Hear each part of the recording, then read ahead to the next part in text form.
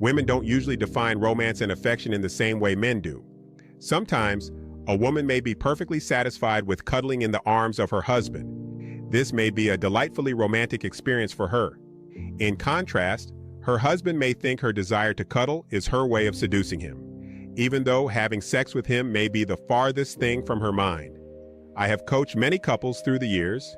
During my sessions, the majority of women who admitted to having extramarital affairs said they were more excited about the romance than they were about having sex with their secret lover.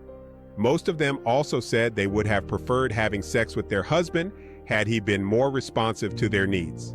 These findings suggest that romance in your marriage could be a factor in insulating your marriage against extramarital affairs. Therefore, if you have not been as romantic as you should have been in the past, maybe it's time to step up your game. Visit a travel bureau, check out the entertainment options in your community, or call your local chamber of commerce to find out what's happening in your area. You may find something that your wife may like to do, and being romantic may not require a big budget. You may only need an active imagination to plan something that your wife will find romantic and memorable. A romantic interlude would be incomplete if a woman does not hear her husband verbally express his love for her. So before a romantic evening ends, be sure to say, "I love you." Furthermore, your wife should hear this from you every day.